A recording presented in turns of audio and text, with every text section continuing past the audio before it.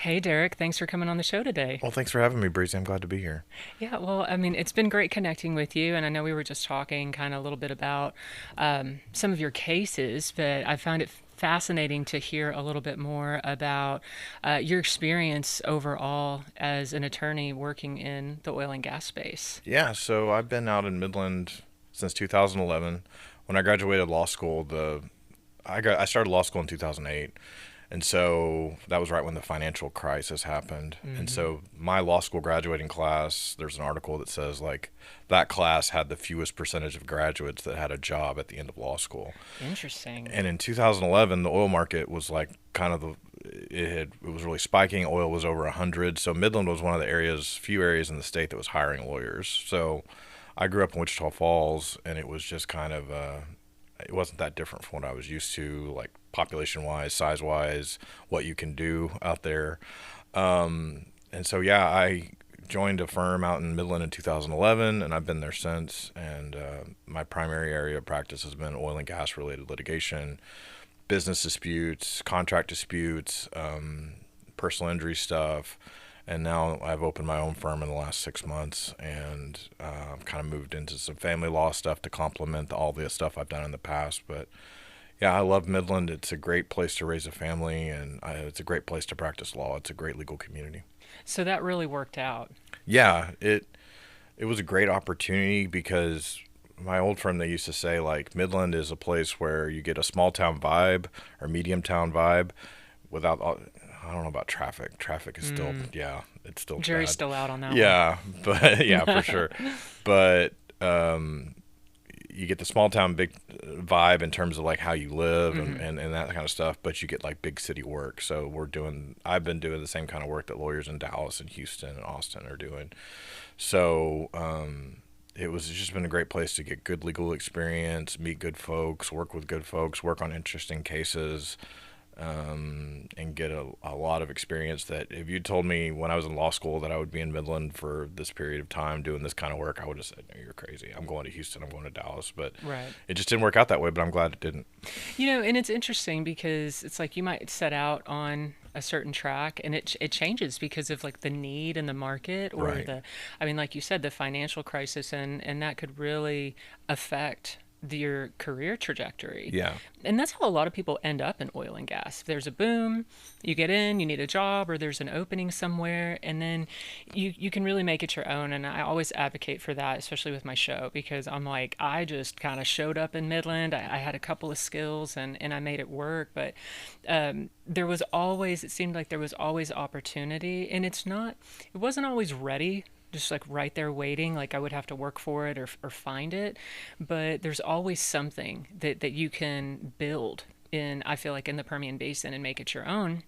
While I also agree with you about getting that feeling of being in this big city, like the experiences that you have, because a lot of the people that come out to West Texas, I mean, it's a melting pot. You're Yeah. getting people from all over, all different demographics as well. Hmm. So being able to kind of carve out your space is like, I think there's a lot of opportunity out there, and that's what took me so long to leave. I was in Midland for close to 10 years, and I always knew that I wanted to move back to the North Texas area, and finally had that opportunity to where I was ready to kind of move what I built and expand a little bit here, but that you definitely described Midland in the best way because you do meet a lot of great people and you can have a lot of opportunity. Yeah.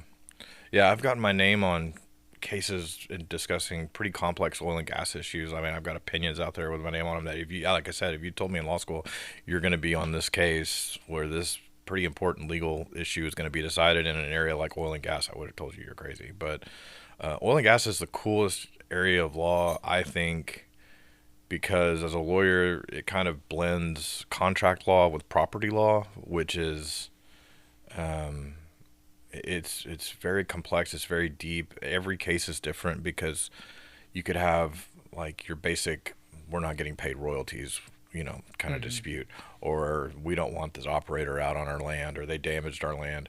But then we get into these title disputes over documents that were drafted in the 1920s or the 1800s, and you have to go back in time and kind of and there's nobody alive to testify about what those documents meant. Right. So we're recreating the wheel and having to go back and like parse language and figure out, okay, what did they really mean here? And so it's just brought a lot of depth and complexity that I really enjoy. I just think it's every case is a puzzle that you get to put together.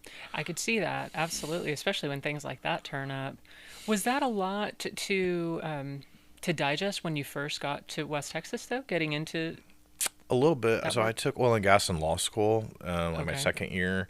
So I had a general understanding of the concepts, but I mean, my firm was like most firms in Midland. Like we had 15, 20 lawyers. You know, firms in Dallas have 500. So and we would get pitted against them sometimes, and so it's kind of baptism by fire at our Mm. firm. Like you just get thrown into it, and you just have to figure it out. Yeah. So there was kind of a learning curve for a couple of years, but once you kind of get a grasp of the principles and you kind of understand, the hardest part is not the law as much as the operations on the ground, Mm. like trying to learn all the terminology, because you go into depositions or you're reading pleadings and they're using terminology like company man, like what is that, like I don't know what a company, like I didn't Oh, know it at the right. time when I started, Hmm. or just different industry terms. So I mean there was different CLEs and courses and conferences I had to go to that were more focused on, okay, how does the industry actually work on the ground, and then take that knowledge and apply it to the law. And then that really helped. And just getting on the ground, and like, you know, we would have incidents where we would have to go out to well sites, and you get people out there that show you around, and you're a lawyer and you're hard, you know, trying to play roughneck, and you got your hard hat on and your Right. safety goggles, and but the people I interacted with in those scenarios were always really helpful, and they would explain, okay, this is what this is and this is what that is. And that's what makes the law and litigation specifically so interesting for me, because every case is a learning opportunity. It's like you get to get into an area that you didn't know before, learn it inside and out, and then when it resolves, you forget it all and move on to the next one. But Mm. well, not forget it all, but that's it's been an interesting growth trajectory in that sense. Yeah, absolutely. I mean, just the oil and gas industry, all like in itself is it's just a complex puzzle that's always it seems like you as soon as you learn a whole piece, you're Hmm. supposed to move on to the next one, and Yeah. it's nothing like the one before, except it's the same industry. Like maybe there's a little bit that shifts, but I mean, even in my experience, it's like in doing this show in 2 years, like the amount of people that I talk to, everybody has a lot of the same takeaways as far as Midland's a great place to raise a family. You can be successful in the industry. You know, we get into it in unique ways, but everybody's coming at it from a different perspective Right. because depending on like what part of the industry that you're engaged in and Hmm. why, like you getting, a tour of a drilling rig or being on site, seeing that through the lens of a roughneck or a company man or whoever may be showing you around, but you're seeing it through your eyes and your Hmm. position as an attorney, Yeah. and so it's a totally different experience. Hmm. Did you notice a lot of similar patterns when you got into it, like, or do you run across the same types of cases or issues in the industry? So I do a lot, or have done a lot, of contract interpretation, lease interpretation cases. One issue that's come up in recently is if you go back in time to these old leases, they use the phrase 1/8 over and over again. And so there was this whole area of law about, well, what does 1/8 mean? Does it mean the entire mineral estate, or does it literally mean 1/8, like the number? And getting into the legalities of that is pretty boring. But yeah, mostly contract interpretation, lease interpretation, a few oil field accidents, and going out and trying to recreate, okay, what happened, who was at fault, that kind of thing. A lot of royalty disputes about people not getting paid on time or not getting Mm. paid the right amount. And there's been some big issues with like gas deductions, like when the producers produce the oil, do we deduct the cost of all the marketing and trying to make the gas marketable? Do we do that like before we pay the royalty or after we pay the royalty? What does this mean? What does that mean? So that's the thing about oil and gas, is like every case, every issue is it's very nuanced, and you really have to. My joke is read the damn lease. Like that's usually, and that sounds simple, but a lot of times lawyers kind of gloss over like the core thing. I know I can. Sometimes we can get off into, okay, well I have this email that's really good for me where they said this, this, and this, but it doesn't really matter at the end of the day because the lease says this. So, and every lease is different. That it some are really well drafted and some are really not. And so, depending on what side you're on and what the lease says, like it's very, like I said, each case is just different. Right. Do you have any cases that are particularly memorable that you've worked on? Yeah. So I had it wasn't really anything like I've talked about up to this point, and it wasn't really anything like I'd worked on up to in my career. But I had a guy call me 2 or 3 years ago, and it was related to the oil and gas auction industry, which I had never really dealt with in my career up to that point.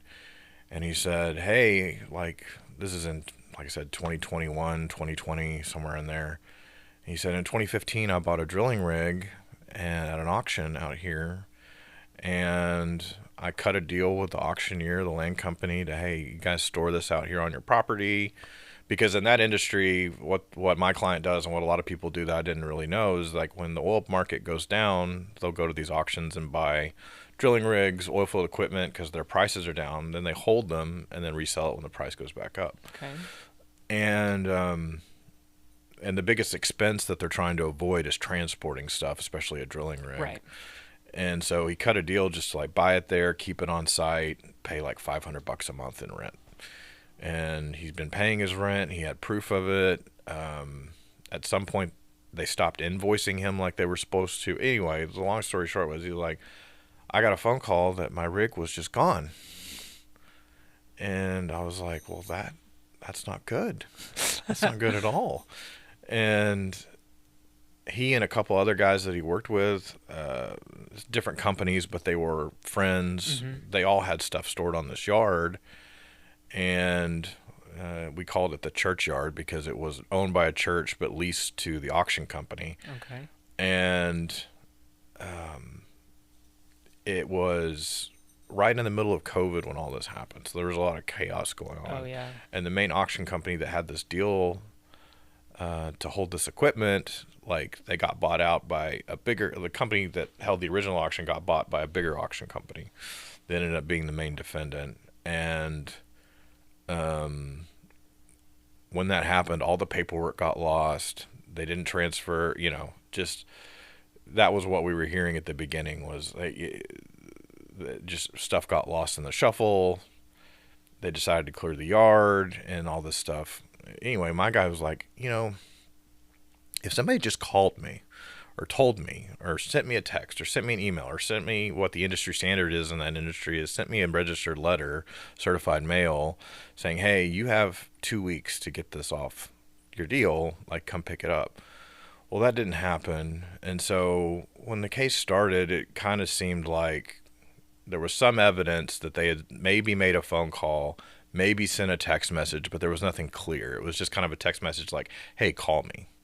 And this is from the main auction company's main manager. And that was in May, I think, of 2020. And then by the next fall, 3 or 4 months later, that's when my client gets the call that, hey, this stuff is gone. And so we ended up filing suit, doing discovery. And like I said before, initially the response was, well, we tried to reach out. Here's this text message that's very vague, doesn't really say what the date they're going to destroy the stuff or get rid of it is. And then once we started deposing people, my guy, my main client, his name is Troy Sutherland. He owns a company called New Hope Equipment Sales, and they own the main drilling rig. And then we had another client named Bud Singleton who owned like a well service rig that was out there. And we got aerial photographs. There's these companies that do these flyovers, kind of like Google Earth kind of thing. Right. But they're lower, it's just airplanes. So in February of 2020, there was an aerial photograph taken of the churchyard showing that the main drilling rig and the service rig were out there, fully intact. And then by the next September, they're gone. And so we knew that they were out there. And at some point, and then this new manager takes over in March, and that's when kind of everything gets lost in the shuffle. And I guess the main auction company had just been trying to get rid of this yard because they just had a bunch of random stuff out there. There were like a line of trucks and pipe and just crap, honestly, except for my guy's stuff, which actually had value. And so he just makes the call about a month into his job, like, I'm getting rid of it. And he hires, he does try to send a text message. It's disputed whether there was a phone call or not. But my guys swear up and down, like, if we had gotten any word from anybody that this stuff is going to be taken or destroyed or scrapped or sold, like, we would have come down and picked it up and taken it back to our yards. And so we start doing discovery, and their story just isn't lining up. Like, we got the aerial photographs. They tried to make the argument that this stuff was gone before we knew it was. And we ended up deposing there was a scrapper they hired from Oklahoma to actually get rid of everything. And we couldn't find out, like, it was hard to determine, like, what was out there when the scrapper got there. Like, was the well service rig there? Because my guy's theory was that the manager had gone into business for himself, that he had just sold this stuff on the side, then hired the scrapper to come in, didn't really tell anybody, and then they just cleared the yard and got out of there. And so we found some photographs from the scrapper that showed, what the main issue was, the main drilling rig had a lot of components to it, including, like, there was 2 or 3 dog houses that had, like, the engine, other components to it, stuff like that.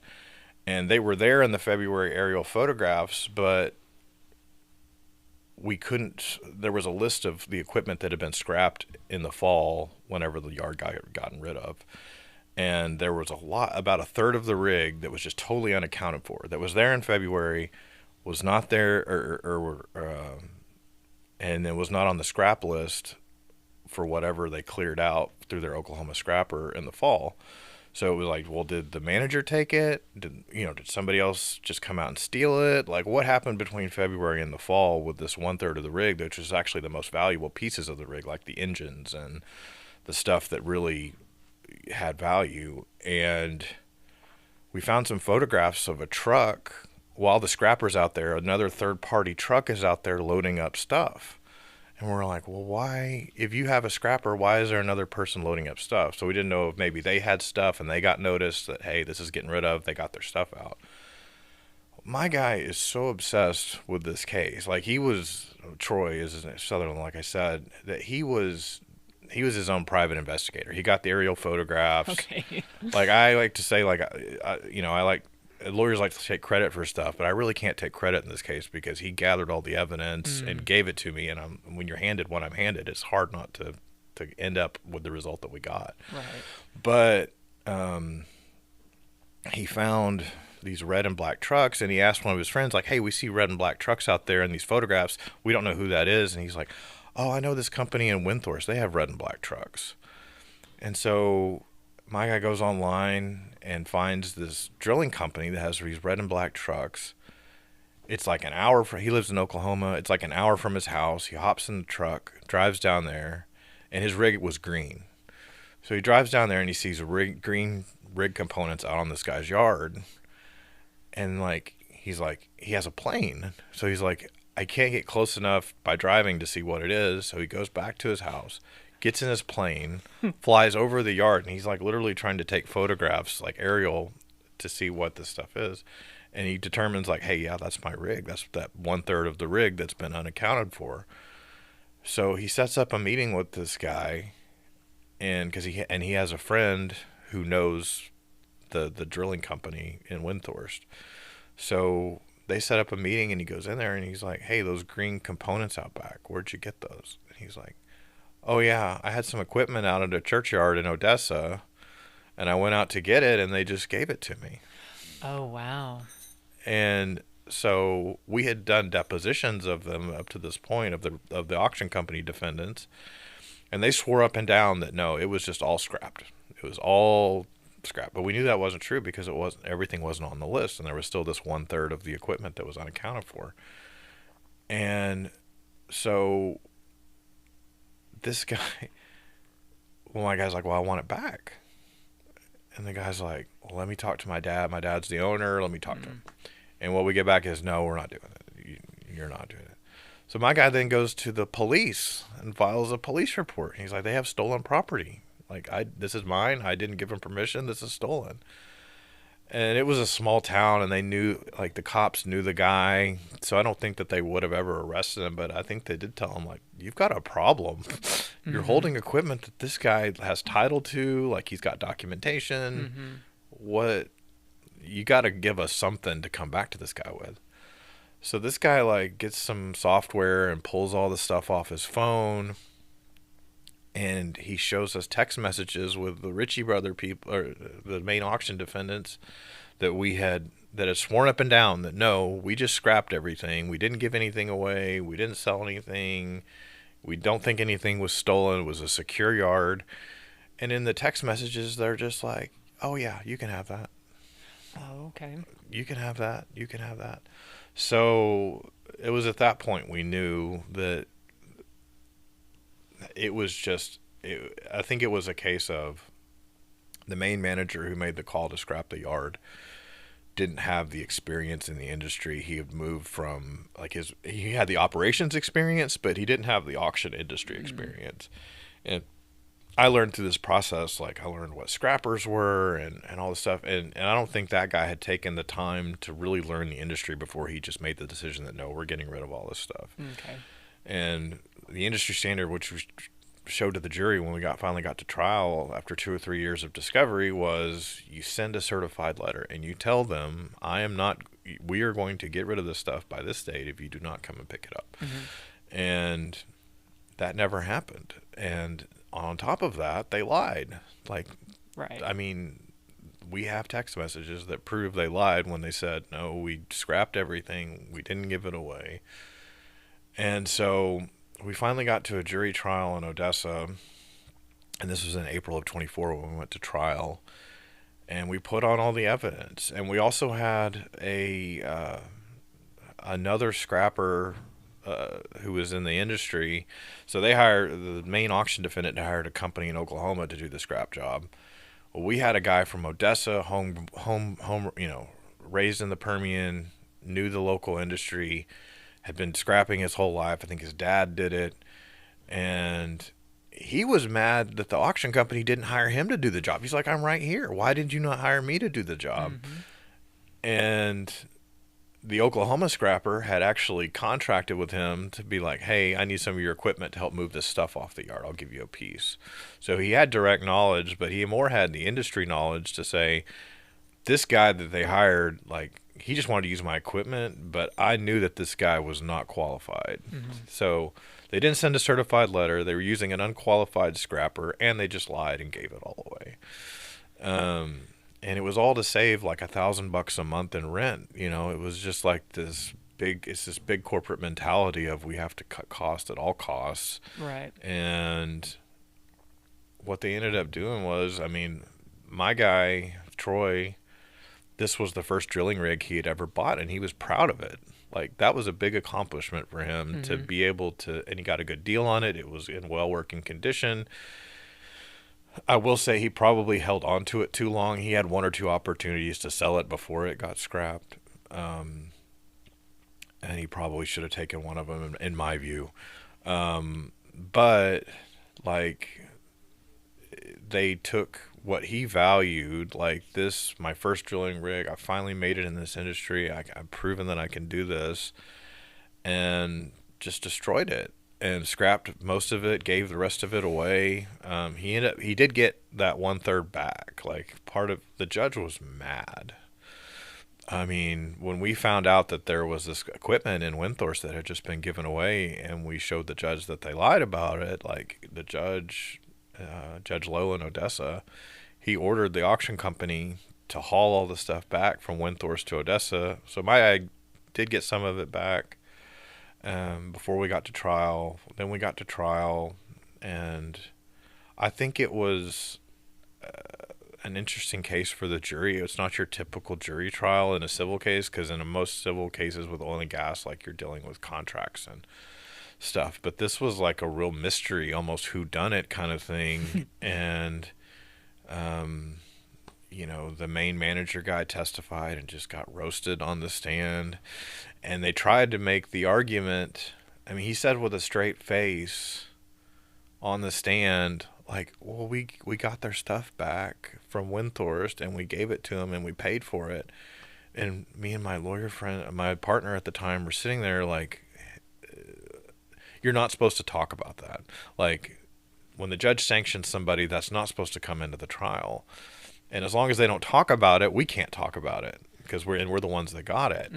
But what they did was what we call opening the door. He volunteered it. He's like, hey, and he tried to couch it in terms like, they're the good guys. Like, we're really trying to help these people. We paid to get their stuff back to them that we could find.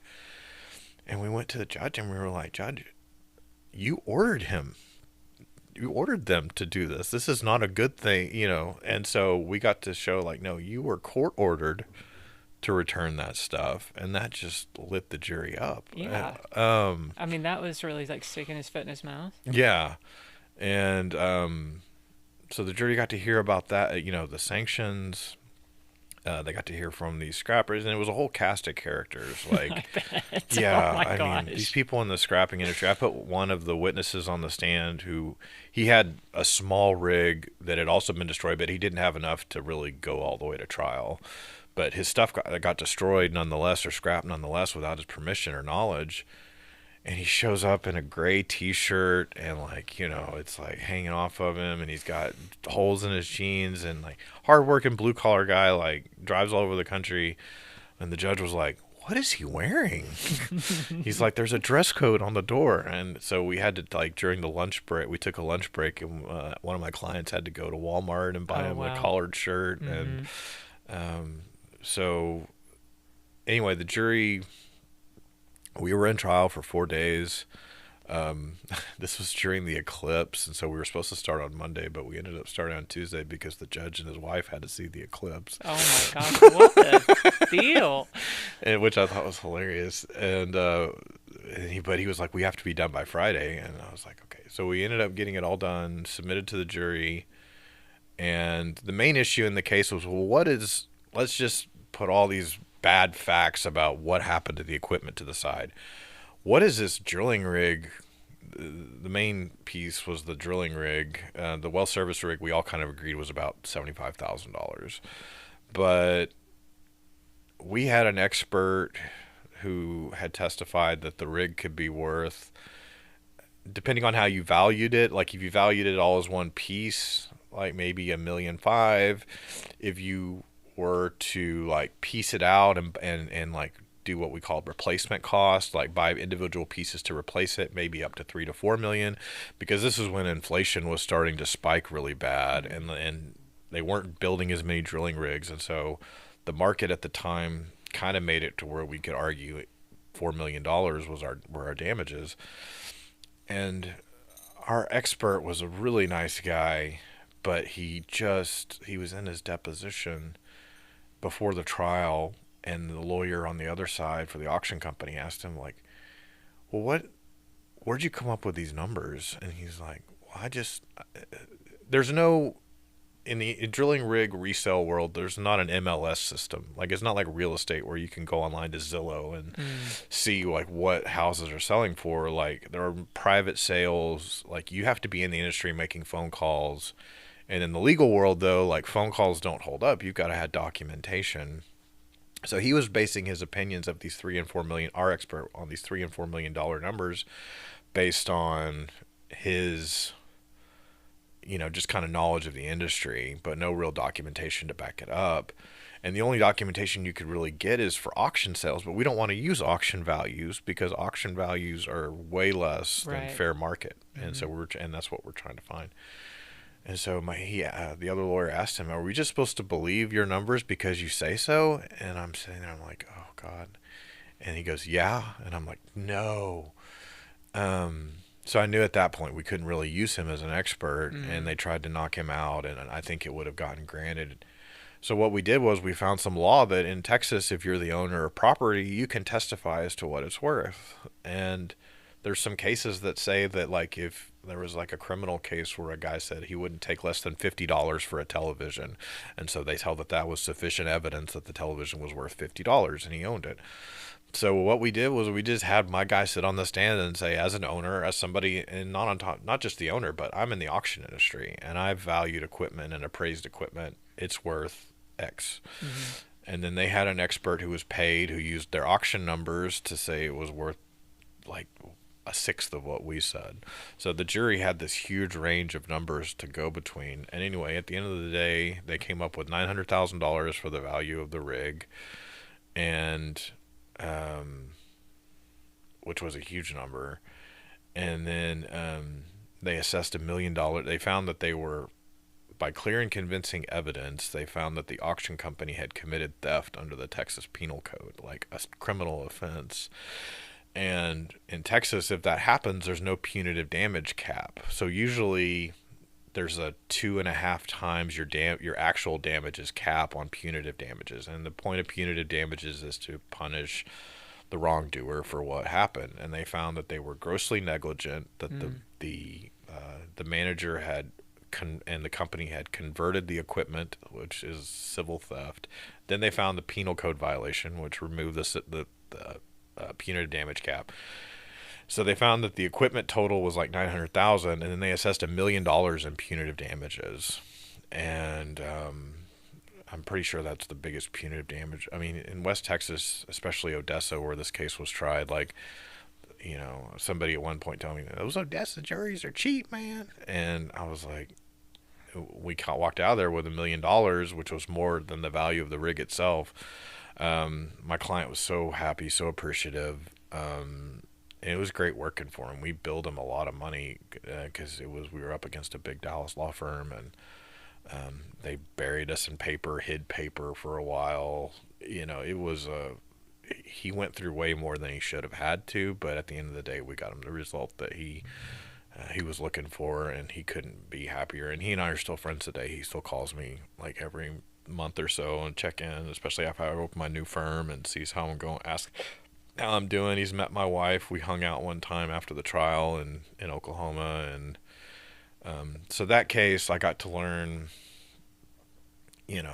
it was just kind of a evolving mystery in terms of like what happened to the equipment. There was a lot of cool legal issues, like what's the value of this and what evidence can we rely on. But and I got to learn this auction industry and this whole cast of characters. But the best part was just getting a lifelong friend. That when you have a client who's as appreciative and invested, and then you get the result that they're looking for, like there's nothing that feels better. Oh, I could only imagine just hearing that whole story start to finish, because I can picture him. It's like I was telling you before, like I've worked in the auction industry and I've seen how amazing it can be, the deals that people get, great careers that get created in it. But I think there's more bad actors than, like it's such a murky industry, because there's no hard numbers to go based off of. Yeah. And a lot of times it's the market's soft, or it depends on who's seeing the equipment, or if you're going to outbid somebody. And I know all of the tricks that these auction houses will use to drive up the bids, and and especially like prior to COVID and the internet, it's you've got people planted in the audience that are running up the bids, and so it's like it changes the dynamics grossly. Yeah. Like there's not anything that's like ever going to be consistent.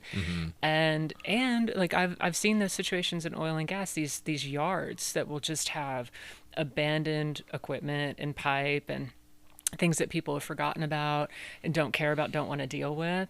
And so it's like the weeds are growing up around everything. Mm-hmm. And then with all the mergers, COVID, when companies were shutting down, the PPP loan, like all the things that were happening during that time, there was a lot of fraud. There was a lot of chaos and there's a lot of disorganization. So that's a perfect storm Yeah. for something crazy to happen. And so when you're saying like, okay, this Oklahoma scrapper comes in, not qualified, I can picture this whole scenario. And then you get these abstract lists of what, and I've had to go through and inventory these insane yards Yeah. before. And I'm like almost having a mental breakdown. Like you can't even count everything Yeah. because it's just like all like buried and hard to even, you can't see the forest through the trees Yeah. in those types of situations. Yeah. So that everything you just described were other issues that I didn't even discuss. Like their last inventory was done like 4 years before this happened, so they didn't even really have a full accounting of what was out there. The person who did it, she walked the yard. They asked her to go cut the grass and do an inventory, where she cut her leg within like 5 minutes and she just gave up. Oh. And That was the end of that. so it was like, and then the funny part I didn't even mention was going back to the COVID chaos. Well, when this alleged text message and phone call happened, all that we could gather from the text messages that the main auction company manager asked, here's a list of everything. He sent him an email that said, here's a list of everything we have on the yard from our old inventory that we didn't get done because she cut her leg. He didn't say that, but here, take this, mark up what's yours, send it back, and then we'll hold on to your stuff. Well, my guys are like in their 50s and 60s. They're not computer savvy. They're great, hardworking dudes, but like IT is not their forte. And I mean, their most common form of text message is the thumbs up acknowledgement. Right. I got it. So they print out they print out the hard copy of the inventory, they mark it up, and this is during COVID, and they're like, well, we'll just drive from southeast Oklahoma to the main auction defendant's corporate headquarters in Oklahoma City and we'll hand it off.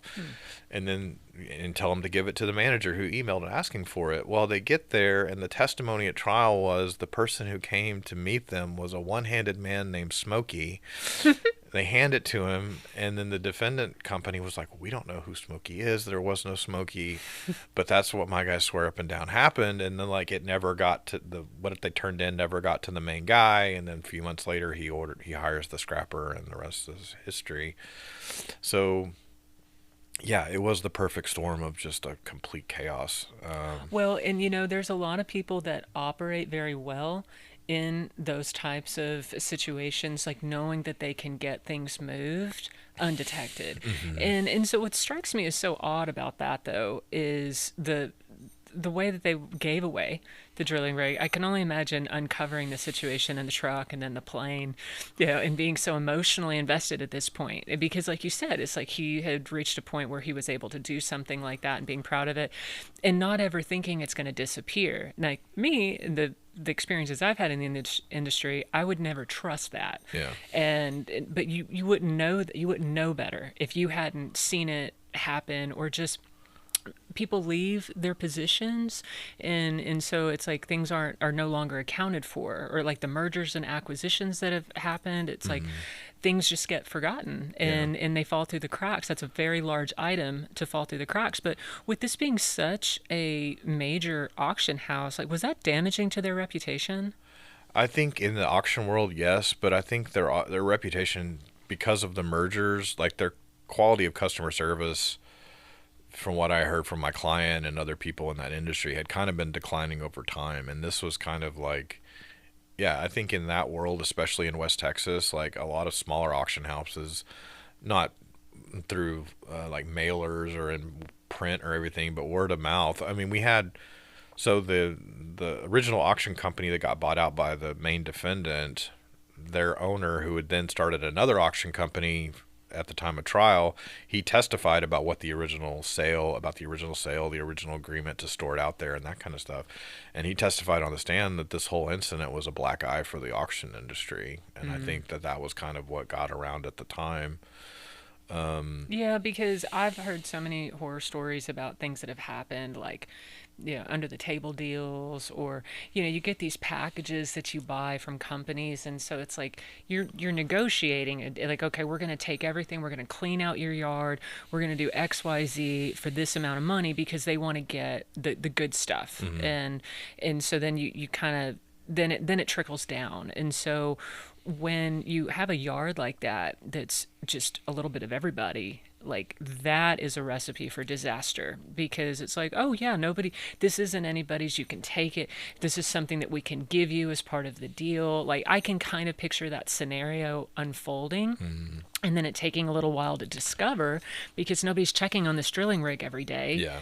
And so then it's like, oh well, that was then, this is now. Yeah. And in the auction industry, it's really easy to disappear certain situations because it changes so quickly. Yeah. And it's just gone. And honestly, like, if your client hadn't pushed it the way he did, like, that would have been one of those scenarios that would have just been like, well, that's just considered a loss on Yeah. your end. And the corporate auction world, like, something that I've learned is, I mean, when you get into that corporate sphere with anything, you get disconnected from people, because you go through these processes and everything is more automated, or through these different portals, and you do lose customer service, absolutely.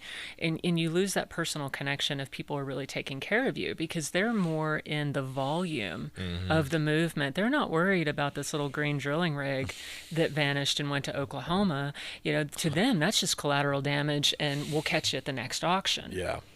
No, that was exactly the case in our case, and the just the what stuck out to me and what I told the jury in the closing argument was just how disingenuous they were about it.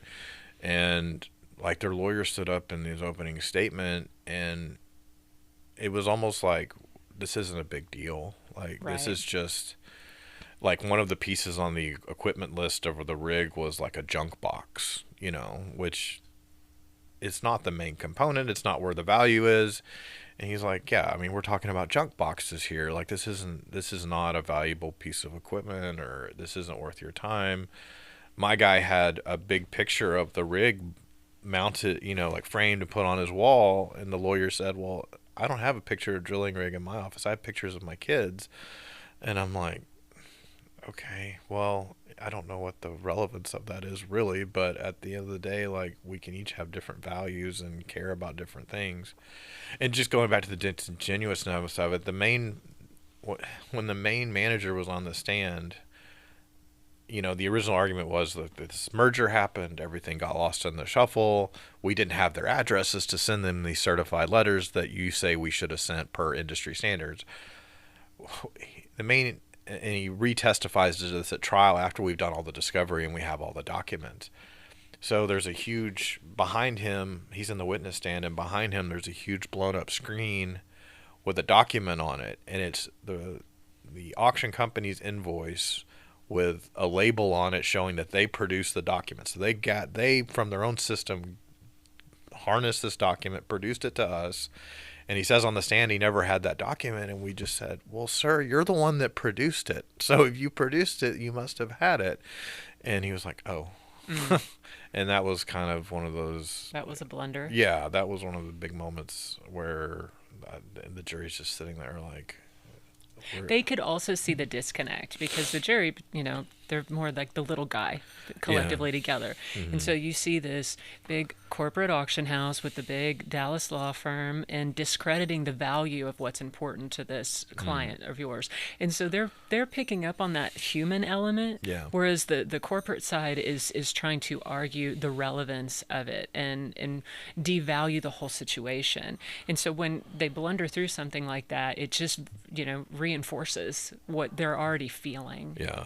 The jury process in that case was so interesting, like the jury selection process, because one thing we wanted to do was build rapport with the jury and get in their minds before they got in the box that this stuff really had value. So we found a guy on the front row that was like, yeah, you get these drilling rigs and you see all this stuff, like these wires, these random components. like it doesn't look like anything to the random guy off the street, but he's like, that's worth a lot of money. And we're Mm-hmm. like, oh yeah, that guy. Like Like we he want, knows what he's looking at. yeah. And so everybody heard that. Another funny story from the jury selection was, one of the main issues was experts, and they had a paid expert. Our expert wasn't going to show up, so we were going to have our guy testify as an expert. So it was kind of like, do you need an expert that's paid, that's a third party, or can you trust somebody who's an expert for himself, or do you need an expert at all? And this is West Texas, and kind of the politics out there are what they are. But there was a guy in the front row who stood up to that question about, do you need an expert? Do you trust experts? And he's like, I don't trust experts. I can't trust experts.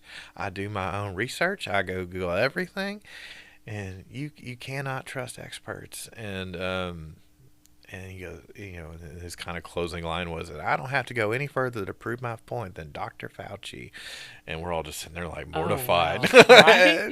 Right? But everybody's laughing. The judge is laughing, and the judge looks at him and goes, I like him. Yeah. And, I mean, that's just kind of what that's the environment you're in. Oh, that was the vibe. Yeah, and it was a contrast between me and my partner wearing cowboy boots in this corporate Dallas law firm. Sure. Like that was kind of the dynamics we were dealing with. Oh, yeah, absolutely. What a memorable case to have worked on. It's been now, okay, and so like you'd said, you went to West Texas in 2011, and this trial was in 24, so this was last year. Mm-hmm. And now you've opened your own practice. Yes. So where did that jump come into play? After the trial, I thought like, okay, I'm going to get all the big cases now, and it just didn't work out that way. And my docket kind of started dwindling down on my own cases, and it just got to a point where I kind of realized like, the law firm life, like being in a bigger firm, and when I say bigger firm, I mean for Midland, which is like I think we had 20 to 30 lawyers at the time. Like it wasn't for me anymore, and I had thought of and flirted with the idea for a while of opening my own firm. And so I took a few months off to kind of reset, because it was that trial took a lot out of me. Mm-hmm. Like it was a 2 or 3 year old like everyday ordeal kind of thing. So once I kind of got past that in April, May, kind of worked on getting my docket clear, then kind of took off some time in the fall and early spring to kind of reset, revamp, get the firm up and running. Yeah, it's been great. I'll never go back to working for somebody else again. Like working for yourself is the epitome of like, there's so much freedom, and I get to take the cases that I want to take, and I don't have to take, even when I was a partner at my old firm, like there's a pecking order, like the older partners to the younger partners, and I was kind of the unofficial divorce attorney for other lawyers and other assistants and other people at the firm. So I kind of had some family law experience. So I'd done a lot of pro bono work in the family law area. So just to kind of complement and get another source of revenue for the firm, I've started doing family law on top of the other oil and gas stuff, and it's a different client set now, because at my old firm I was representing more operators, service companies, and I'm still representing small businesses and stuff, but the majors, like they're not going to hire a solo attorney to represent them. So I'm representing more landowners, small companies, small businesses, and I just like working for them better, because when you work for a large operator, like in their legal department, you've got to get, you're dealing with one lawyer who has 4 bosses and 2 management people that he's got to report to. And so to do almost anything, you have to get 6 different people to approve it. With working for small businesses, I make one phone call, and nine times out of 10, they'll listen to what I'm saying. But, so there's not as much red tape. I have more freedom to pick the cases I want to take. I have more freedom to build fee arrangements that aren't just X per hour. Like I can work with clients more to find ways that we both have an investment in the outcome, and it kind of lowers their front end cost, like with hybrid fees and contingency fees and stuff like that. So I've been experimenting with different ways to different fee structures, different stuff. I've had to learn the marketing side of things, which is something I didn't do at my old firm, and I've done all my own digital marketing. AI has been a huge boon for my firm. Like, I used to do a lot of legal research, a lot of drafting, a lot of my marketing. I run through my AI stuff. My book, I do my own bookkeeping right now, which I'm probably not going to do next year. But so it's been a interesting journey, and I've learned a lot that I didn't. A lot of areas of the practice of law, and mostly on the business side, that I didn't do before. Yeah, absolutely. How interesting. And I can see that pivot though. Like, not that you were planning on it. Like you said, you thought like after a win like that, some larger cases may keep coming in, but that really did seem like kind of a, like lightning's not going to strike twice, Yeah. especially that kind of circumstance too, Yeah. like a passionate client versus this major corporation, and coming out on top, because you don't always see the little guy winning in a situation like that, or that they would tire of it Yeah. after a while or run out of the funds. And so for a lot of reasons, corporations will win, but to be able to make that transition, and it seems like it's more aligned with how you like to operate, as far as, like you said, like being able to do everything yourself. But I completely agree with you. There's nothing like working for yourself, but there is a learning curve. Yeah. And you have to take your time with it, Yeah. because it's so different compared to something that's already established and you become a part of it, Yeah. when you're the one that's built it. Yeah. And then maintaining and scaling it in areas where it's not really your expertise, or like if you're not creative, or like you said with bookkeeping or marketing and building your name, and you're wearing all of those different hats, Yeah. it can take a little while to grow into. Yeah. It's been AI has been huge. I use ChatGPT and Grok, or two programs I use, and they it's not something you can rely on. I think one thing that's happening in the legal world now, where with AI, is I think people are using it without checking it. Like, you just plug it in and you just spit And you whatever. just go. Yeah, and then you just go. And there's been reported opinions where lawyers have cited cases in their briefing to judges that don't exist, or they do exist, but they don't say what you say they say. It's just what AI said they said. And there have been lawyers sanctioned that have lost their license or been Wow. suspended because they just spit back out and regurgitate exactly what they get. So it's definitely a tool, but it's something that I've had to learn how to use when and if, and how to use it, and not just spit back out what it throws out at me. Right. But it's been a huge help with the areas of the business that I wasn't familiar with before. Yeah, absolutely. I completely agree. I don't lean on it too heavy, but it does help me in certain areas. I've tried different ways of using it, and sometimes I'll hit it. I'm like, this is exactly what I'm using this for. And others, I'm like, I'm not seeing this connection, or because I mean, it's like it's again, it's kind of baptized by fire. It's like Yeah. you figure out how it works and how it works for you. Yeah. But like, it's interesting when you see something that's wrong, or it like you get some kind of response it's a little in left field, and you're like, hold on, that's not where we were going with this. Or like a date will be wrong, because I'll Right. look at like headlines and stuff, like what's going on in oil and gas today, and I'll get an article that's from May. I'm like, well, this is dated. I mean, it's still relevant, but you have to be careful with things like that. Yeah. I mean, obviously, like you can miss stuff. And so not being heavily reliant on it, but I absolutely agree that integrating it, especially when you work for yourself, there's a lot of different ways that it can have value. Yeah, I use it almost like a texting buddy. Like, my wife asked me, "You talk to your AI like that?" And I'm like, how am I supposed to talk to it? I don't know Right. I don't know that there's a right It or gets wrong way. personable. Yeah, it does. It It's kind of knows creepy. you. It spells my name, like it says my name and spells it correctly. Yeah. It's like, it's so interesting to see this. And so I like that it's a little bit of a mirror, and also will help you think and get like, you can kind of get through stuff. Yeah. And I mean, and then like just like kind of helping you navigate, like if you're trying to research something, I mean, you can get a really good breakdown list in a matter of seconds, Yeah. and cut down all that extra time. So Yeah. it does kind of become like a friend. Yeah, almost. Yeah, and when you're working by yourself, like, you kind of need. That was the one thing I do miss from working at a firm, is like I could go into another lawyer's office and bounce an idea off of him and get them to set me straight, or fire me up if I needed to be fired up. And so it kind of has filled that void. Yeah. Yeah. Yeah, that's awesome. Well, that was such a fascinating story to hear, and I really appreciate you coming on today and Yeah. sharing it, and talking a little bit about your experience in the industry. Yeah. I really enjoy being here, and yeah, that case really changed my career, kind of gave me the courage. Like it basically showed me like, hey, you can do this. You're capable. Yeah. Like, and I think I needed that case to kind of push me over the edge to get me to where I'm at today. So I'm Yeah. happy to share it. Oh, absolutely. Well, thank you again for coming on, and appreciate everything that we discussed, and really look forward to continue to watch your journey and Yeah. and see what you do with your practice now. Okay. Well, thank you, Breezy. Yep. Thank you, Derek, and thank you everyone for watching Power of the Permian. We'll see you next time.